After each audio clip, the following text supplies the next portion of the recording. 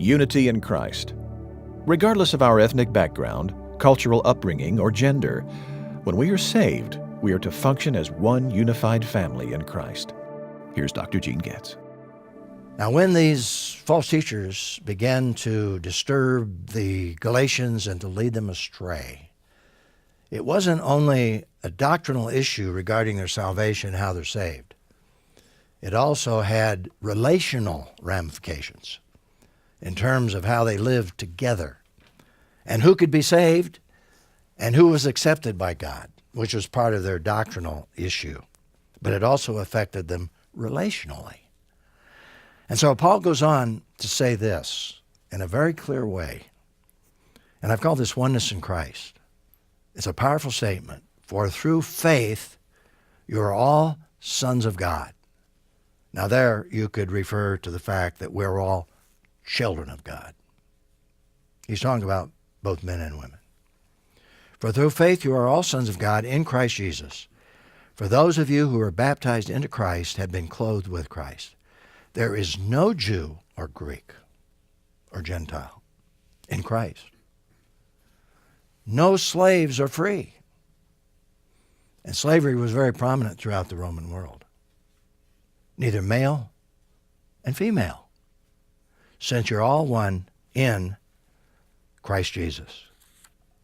You see, this was a real problem, particularly within Judaism, as it related to the Gentile world. And as I illustrated, the Apostle Peter had a real problem with prejudice even 5 years after he became the founder of the church, along with the other apostles. And he didn't really understand that God doesn't show favoritism until after those 5 years and he had that vision from heaven. And when he got down to talk to Cornelius there in Caesarea, notice what Peter said. Peter said to them, that is to Cornelius and his household. Now keep in mind, this is a man who had been a believer and a follower of Jesus and was going everywhere, even working miracles to demonstrate that Jesus Christ was the Messiah. You know it is forbidden for a Jewish man to associate with or visit a foreigner. Peter, how long have you been a follower of Jesus Christ? And you still believe that? And Peter had to acknowledge, I did. In other words, Jesus Christ only came for the Jews. It shows how prejudice can linger. But he goes on to say, but God has shown me that I must not call any person impure or unclean. That's why I came without any objection when I was sent for. So may I ask why you sent for me? And he's speaking, of course, to Cornelius. So you see how prejudice can blur our thinking and our minds, and in this case, develop even into prejudice that we are favored in that sense. But God sent his son to die for the whole world. And Peter really came to that understanding. And following the conversion of Cornelius and his whole family, notice what Peter said. And I call this his enlightenment. Sometimes I call this his, quote, second conversion, just as a way of explaining the great change that took place. Peter began to speak. Now I fully understand that God doesn't show favoritism. And when he says now, what does he mean? Before that moment or that time, he believed that God showed favoritism. But here now, 5 years after the church was born, he says, whoa, I got the message. God doesn't show favoritism. But in every nation, the person who fears him and does what is right is acceptable to him. So you see, as Paul traveled throughout the Roman world, he witnessed the same problem again and again, particularly among the Jews and Gentiles. And by the way, what I'm sharing here is from a Jew who became a believer, so this is not anti-Semitic language. This is just factual language, and history is full of this, not only with Jew and Gentile, but within the Gentile community and all these ethnic groups, because prejudice affects us all because of the Adamic nature. But notice what happened in Antioch of Pisidia. Let's go back to those churches. What happened in Antioch in Acts 13, 44 and 45? The following Sabbath, almost the whole town, probably one of those villages, assembled to hear the word of the Lord. But when the Jews saw the crowds, they were filled with jealousy and began to contradict what Paul was saying, insulting him. Again, that's not an anti-Semitic statement or Semitic language of separatism, favoritism. Paul is just stating that this is what happened. And we see that throughout the New Testament. In Iconium, they entered the Jewish synagogue as usual, spoke in such a way that a great number of both Jews and Greeks believed, but the unbelieving Jews stirred up the Gentiles and poisoned their minds against the brothers, and they had to leave. Again, you see that attitude of prejudice. In Lystra, some Jews came from Antioch and Iconium, and when they won over the crowds, they stoned Paul and dragged him out of the city, thinking he was dead. So Paul, being a Jew himself, could identify with the fact that he did the very same thing until he really understood that Jesus Christ came for the whole world, both Jew and Gentile.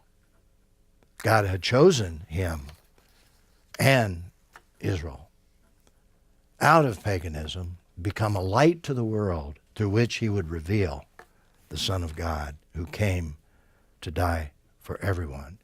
And John, another Jewish believer, all the apostles were Jewish believers, said this in John 1. He came to his own, and there I believe that first own, he came to his own, refers to he came to all those who would believe. But it says, and his own people. His own people was the Jewish nation, and Jesus was a Jew. He came to his own people, and his own people did not receive him. As a nation, they did not receive him. That's a historical fact. But thousands of Jews believed, because that was the essence of the church in Jerusalem. And so John goes on to record, but to all who did receive him, both Jew and Gentile, he gave them the right to be children of God, to those who believe in his name. And when he says his name, there's something about the name of Jesus Christ that expresses who he is. Because we read in Philippians that when he was with God, in the form of God, he didn't cling to that. He came to this world, he became a servant. He died for the sins of the world. But someday, every knee shall bow at the name of Jesus. And so the word name is very significant, referring to who Jesus Christ really is, the Son of God. Well, you see, in view of this racial and theological tension, it's easy to see why Paul addressed these issues so dramatically and so directly and with deep feeling as far as trying to help these Galatian believers not to be led astray by false teachers. And so, in communicating this great truth, he gives us this wonderful truth about unity in Christ. He says, in essence, no Jew or Greek in Christ. All ethnic and racial groups are one in Christ. If we're believers, we are one. Regardless of color, language, creed, we're all one in Christ. There should be no prejudice within the Church of Jesus Christ. We're all saved by grace. And then he says, no slave or free. In Christ, all social and cultural groups are one. Now, in the New Testament world, all of a sudden, slavery didn't disappear. Paul didn't preach against slavery because 50% of the world was involved in that kind of thing, and it could have just destroyed the church and created havoc. But you know what Paul said? Those of you who own slaves, love them as Christ loved you. Ultimately, that led to the freeing of slaves in the church. And he said to slaves, Serve your masters as you're serving Christ.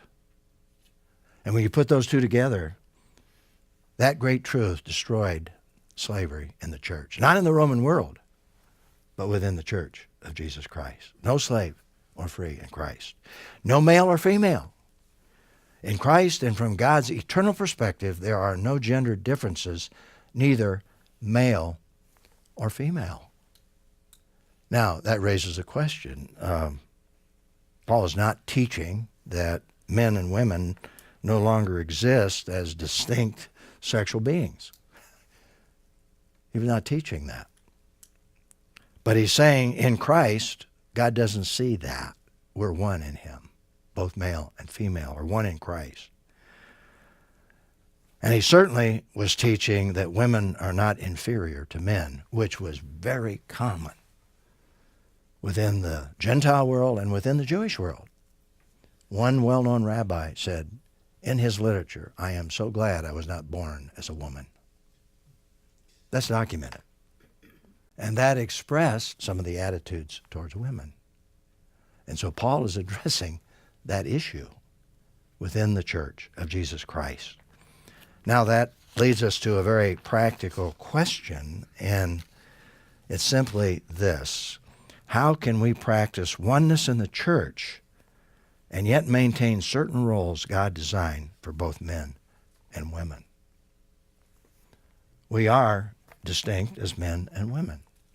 In Christ, ultimately, God sees us as one, no distinctions, but we're here and now, and we are unique, and there are relationships that are unique. And to answer that question, I think we need to go back to two verses. First of all, what Jesus said about servant leadership. I love this, and I love that picture, by the way. Matthew 23:11, servant leadership. The greatest among you will be your servant.